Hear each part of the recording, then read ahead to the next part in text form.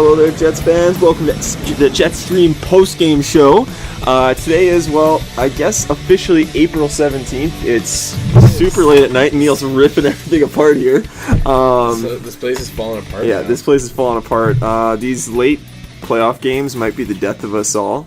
Including the Jets, who fell in Game 1 to the Anaheim Ducks. Nice yeah, transition. Did you like that Wow, transition? holy They fell in Game 1 to the Anaheim Ducks 4-2, falling behind 1-0 in their first round series. I know this is a little different than what we usually do, but we're going to have some post-game reports throughout the playoffs, hopefully as long as we don't die. Neil's had a few beers, feeling okay. We're making it happen, man. Like, We are I making think that's it the most important thing. Doing big things.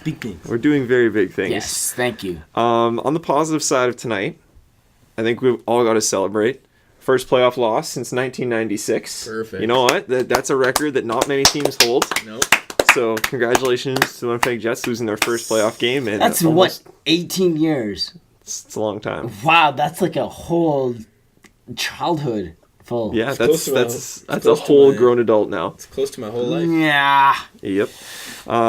It's also the equal number of playoff series that the Toronto Maple Leafs have had in the last 10 years. So Oh, wow. So you suck. yeah, You it's- and your fan base. Yeah, it's pretty awful, Oh, but well. you know what else really did suck? What? Was the Jets' start to this game. Ah. That's two pro transitions in about 37 You know what? I seconds. feel like you had sequence. to plan out the fact that they were going to lose to know what those transitions were going to be, unless you just did them on the spot. No, I just did them on the spot because you know what? I'm excellent like that. So I'm a goddamn That's professional, guys. Debatable. But what does the start consist of? Because we responded, for lack of a better term. No, they did respond. The Jets did Within, respond What, 3 minutes? pretty quick. Adam Lowry tied the game up pretty quickly in the first period. From there, the Jets, I think, kind of lost their handle on things. The Ducks definitely were the better team on the night, and I don't think it's something the Jets need to necessarily be concerned about with how poor they played this game.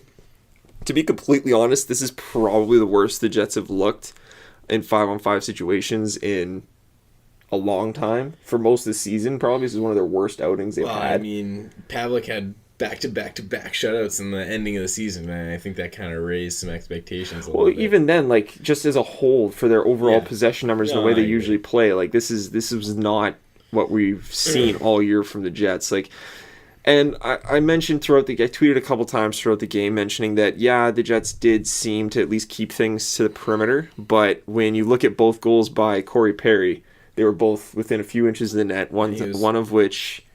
Go ahead. He was alone. Yeah, he's alone. One of which Mark Stewart and Jacob Truer just kind of didn't notice he was there. The other one, Enstrom, was busy with someone else, and he just kind of walked in front. And I don't think you ever want to let an NHL player just walk in front of the net untouched, let alone one of the best scorers in the league. What was it? Like, they showed it during the broadcast, like, third highest scorer since 2007-8 or something like that. So Is that just Perry or that's the Perry. Ducks? That's Perry. He's one of the highest goal It's scorers in the league. Ovechkin, Stamkos, Perry. Wow. So, Yeah. as much as people are giving the Jets a good advantage in this series and think that they've got a good shot at upsetting the Ducks, they still have Corey Perry, Ryan Getzlaf, Ryan Kessler. Like, they do have, we mentioned it on the weekend, they do have a good lineup, and you can't just wallow around in your own filth for the most of the period as much as Anaheim likes doing that on their own. Yeah. And I was going to mention that sometime in this podcast because I'm a massive Bill Simmons fan, but they were mentioning they actually gave us like at least 2 minutes in their podcast this week. Yeah. Not us specifically, but the Jets. No, yes. To make that's that true. clear. We're not that 2 cool. minutes of the Winnipeg Jets on their BS Report podcast, but saying that like we have a roster that has to deal with 3 stars. Oh, yeah. On the Anaheim Ducks and Getzlaf, Perry, and Ryan Kessler's Ryan another one. Kessler, yeah. The Ducks are a good team. Listen, I know I've gone out and said that I think the Ducks have had a pretty fortunate season, but they are a good team, and that you don't finish first in a conference by chance. Like, you do earn it. But there is also a reason that people are giving the Jets a good shot, and it's that they are a good team as well. And I think what we saw tonight wasn't necessarily how the Jets normally played. I think they let the thought of a playoff series get to their heads, and I think maybe they didn't let their natural flow of being an aggressive team play out. I think they forced it a little bit. I think we saw a lot more dumping and chasing than we have recently from the Jets. I think they were trying to just engage physically too much. Like, not saying that it's bad to engage physically, but saying that they were doing too much to try to force that to happen and chasing down pucks and running at guys and trying to create opportunities out of stuff that really wasn't there. And that's not how the Jets play. The Jets have played a very structured, system-wise game. They carry the puck. They come at you waves after waves, and it's just not what we're used to seeing. And I think, honestly, losing Matthew Perreault, not necessarily losing him, but not having him in this game is going to play a bit of an effect. It does make your third and fourth lines a little bit weaker, which in the playoffs is generally what you need, is a good third and fourth line to kind of keep rolling and keep coming at you. And hopefully he'll be back soon. And I think if he does get back, the Jets is just another way for them to turn things up a little bit. So I think it was James Myrtle who I saw tweeted out after the game that the Jets' fourth line just got absolutely dominated territorially. So, I mean, that's a serious problem when you're looking at a 7-game series or trying to make a deep playoff run. You got to have that depth. You got to have that forward depth, otherwise it's just not going to work for you. Like, you got to have 4 lines that contribute. Yeah. You can't have a line that's going to go out and get dominated, even if they only play 5 minutes a night. Yeah, they need, and again, that's where if you add Matthew Perreault into the lineup and be able to slide Tlusty or Stepniak down and add that extra gear that apparently worked pretty well for the fourth line coming into the playoffs. Oh yeah, so, well, they were playing well. Yeah, so you gotta hope, and I mean, I don't want this to sound like a completely negative tone, because I don't think by any stretch of the imagination, the old saying goes, you're not in trouble till you lose a game at home in the playoffs, and the Jets are still a game away from that, even coming back to what's going to be an absolutely insane scene at the MTS Center on Monday. It's going to be crazy. But it's just, I think the message that Jets fans have to take out of this game is don't panic. It's one game. The Jets played probably their worst game in a long time. This is a young team. A lot of these guys haven't seen the playoffs either ever or in years, and to go into what was a shockingly empty arena in Anaheim. Oh my goodness! It did fill up though by the. It's kind of like that Toronto situation where after the deep into the periods and near the end of the game, there was a decent amount of fans there. Oh yeah, I'm not going to say it was completely empty, but I was just kind of surprised at how many seats you could see throughout any point in the game that didn't have people in them. Again, Southern California, there's some things there.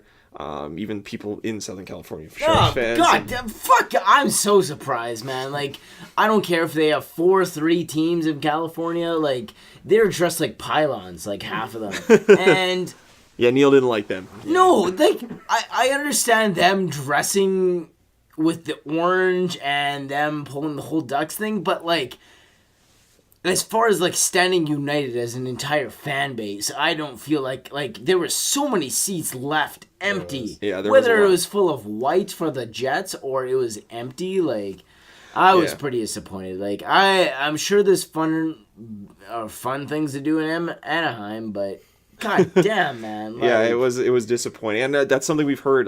Stace of Base on Twitter wrote a good article, or well, depending on your perception of good, she ripped into the Anaheim fan base a little bit. She wrote an article. I loved it. She's very witty, very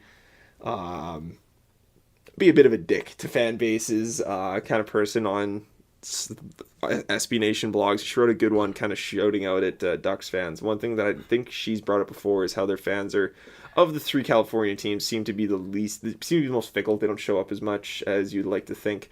And I was kind of blown away. I understand that, yeah, it's the first round. The Ducks are expected to go deeper, but it's still the playoffs. And I think in no way is anywhere going to be as intense as the Jets are to be in the first round. I think even after a couple years, if the Jets consistently make the playoffs, it's not going to be this crazy.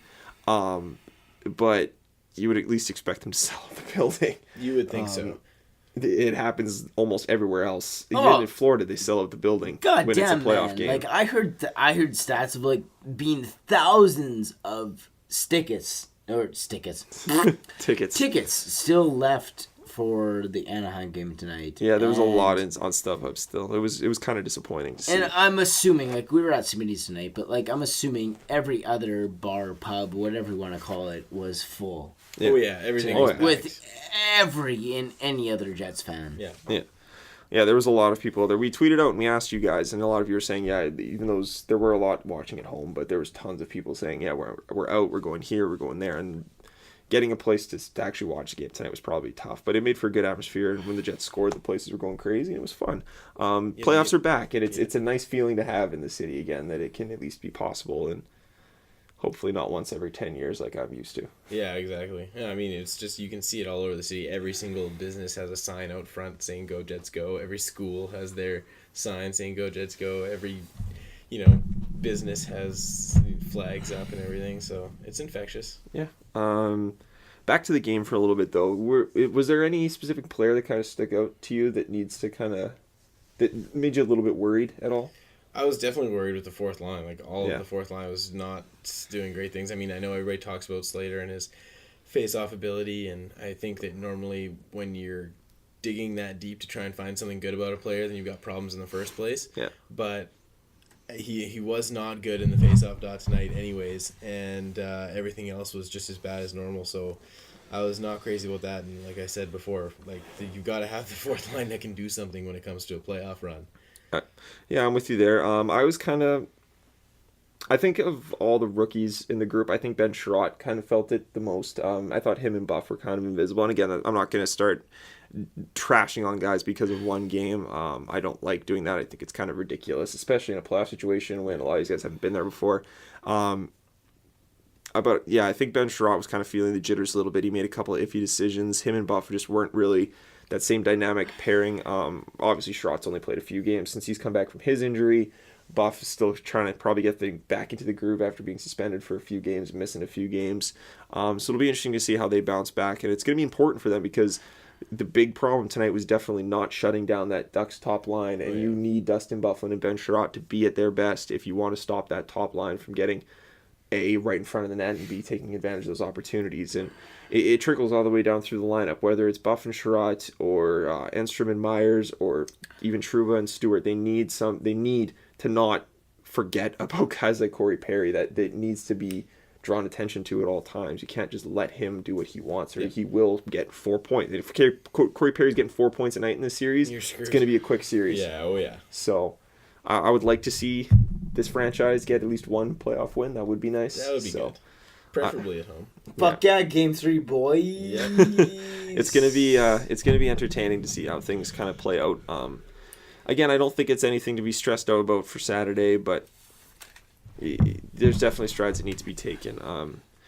Any big clues or things that you would have to, outside of that fourth line that I know you've mentioned before, anything major that sticks out? I think personally, taking penalties is something they have to be more aware of. Well, I mean, penalty differential was a problem for them all season, and it kind of manifested itself in this first playoff game, right? Like two stupid, unnecessary. Yeah, I don't know what Michael Furlick was really thinking at the end there. Unnecessary penalties ended up completely screwing over their chances of winning the game and then possibly even tying it. So that's a huge problem for sure. Yeah. And that's something that they need to address all season. And I mean, Paul Maurice did address it during the regular season, say we're going to play as that kind of team that takes penalties, and that's just the way we're going to be. And some of them are just as part of a process of how we play. But still got to be smart about it. Still got to be smart about it. You can't be taking offensive zone penalties like that. Yeah. Thoughts on the goaltending at all?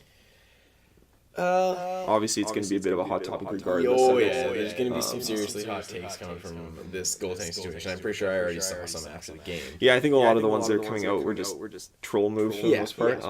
I thought Pavelec was all right. Obviously, letting in was, I guess, at the end of the day, 4 goals isn't the best thing in the world. 2 of those in tight. Yeah, Corey Perry alone, Ryan Getzlaf on a snipe. I can't remember the other goal right now. But I mean, when you're getting outshot attempted at a 2-1 margin, it's kind of hard to point back at a goaltender at all. I don't think you need to be freaking out about Pavelec just yet, which again still blows my mind to be talking about. But I don't think Hutch's name should even be mentioned at this point. If things fall apart in Game 2, then maybe you think about it. But right now, just rally the troops. I think it's a more general consensus kind of, okay, guys, you got this out of your system. I think it's sort of the wrong message to switch goalies after one game. Yeah. That's too much of a panic move. Yeah, I think as a whole, and again, I don't like using these excuses, but I think as a whole, it was just get those playoff jitters out. It's your first game. It's a long series. You got 6 games left. You got to win 4 of them. Sounds like a tall task. But it's not impossible, right? Like, you just do what you can, keep trying to roll, and anything can happen. And Ducks goaltending didn't look necessarily great either tonight. Try to get your opportunities. Stop taking the stupid penalties. It's nothing major, right? Go back to how you were playing at the beginning of the year, and everything's going to be okay. At least I think so. I'm more confident in them getting. If they were to play the way they've been playing all year and things fell apart and they still looked outmatched, then I would be a bit more concerned. Yeah. But just how drastically Jets-like that game looked compared to the rest of their season, I'm willing to kind of say, okay, forget this game, don't even watch the tapes, relax, try to enjoy a little bit of being in California right now before you come back to Winnipeg, which has also been very nice lately. And just roll it off from there. Yeah, I'd say so too. Any last thoughts, boys, before we wrap this up? Next game, what do you think? More of the same, or I think you hope Matthew Perreault gets back. Yeah. I mean, if he doesn't, then there's not much you can really do about it right now. I don't think you make any lineup changes really. No, I don't. If anything, you might swap out a fourth line guy, but I don't know how adding Anthony Peluso is really going to help. No. I just don't see any benefit in changing things right now. I think this is just a game you throw away. Come at it with a new approach. Try to get back to those things you're doing. Stop dumping the puck in on a regular basis. Yeah. Carry the puck through. Use your speed. If anything, maybe start giving the Scheifele-Wheeler line a bit more of an offensive push. I don't think they can handle those tough minutes. I'm still concerned about Scheifele's matchups against some of these big centers. He didn't necessarily stand out to me as a victim in this game. No. But I would still just like to see them get a bit more of an offensive push, try to get them scoring some goals, try to get them hot again. Mm-hmm. We know Little Latin for Elite can do what they do. I think they were actually one of the few positive possession lines the Jets actually had today. Yeah. So give them a bit more difficult assignments, and I think as a whole, the defensive unit, that's all six of them need to step up. I thought Trua had a good start. He made some effective moves. I remember a few big highlights of his, big hits, big moves, big opportunities. And those pucks will eventually start going in for him. So I think you just got to completely start fresh, come in game 2, and just expect that you're going to play better. And be smarter penalty-wise, too. I mean, like we said, we were talking about in our playoff preview, the Ducks, they finished 20-something in the league in power play, but they still have these amazing players, and all it takes is one opportunity on the power play. And they're gonna capitalize on it. I don't care if they finished near the bottom of the league in power play percentage in the regular season. Like I said, playoffs is a blank slate. I'm sorry, but when you can throw Ryan Getzlaf and Corey Perry on a lineup, and you have Mark Stewart and Jim Slater matching up against them, I'm giving them the opportunity in that. So stop taking penalties. So I mean, don't discount the fact. Don't just look at that where they ranked on power play percentage and say, oh, whatever, then it's okay to take penalties. No, don't put yourself in that situation. Exactly.